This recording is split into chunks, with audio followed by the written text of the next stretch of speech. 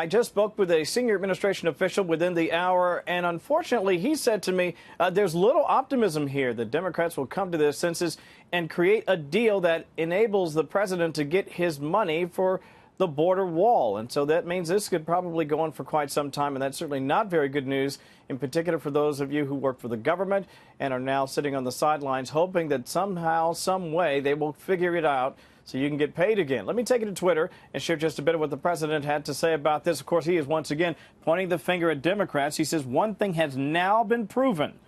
The Democrats do not care about open borders and all of the crime and drugs that open borders brings. So as the shutdown approaches 2 weeks now, the president is reminding, that is, the American people, what's at stake and why he's holding the line for not just border security, Molly, but he wants to hold out for that wall.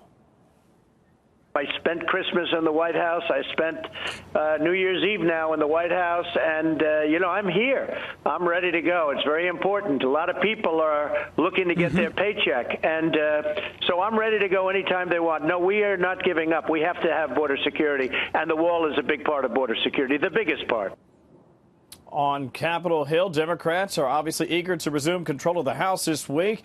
Meanwhile, Senate Democrats are urging the president to, give up the demand for wall funding. Here's Chuck Schumer on Twitter. He said it would be the height of irresponsibility and political cynicism for Senate Republicans to now reject the same legislation they supported 2 weeks ago, hashtag Trump shutdown. So $5 billion, Molly, separating the two sides with little end in sight.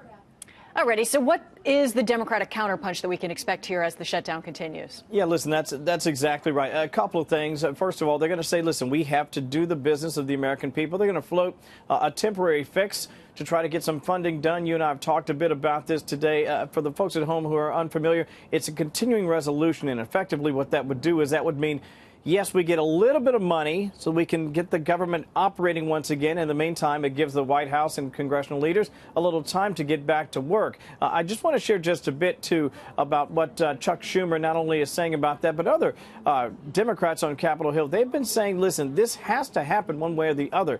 In fact, we expect them to unveil this idea on Thursday when they reassume control of the House. And one of the things that they also want to do is try to fund 6 agencies that are also shut down. Listen, Molly, we're talking about Homeland Security. I've got Secret Service men and women here working without a paycheck right now. And so they're saying, listen, we hope certainly the cooler heads will prevail and they can come up with something. And so they want to fund DHS until February 8th. Separately, as I mentioned, they want to pass, that is, 6 remaining government spending bills that would fund other agencies through the end of the fiscal year, which is coming up September the 30th. So it's a tough time here in Washington. We'll see if they can figure it out. But in the meantime, we'll keep an eye on it for you. But back to you.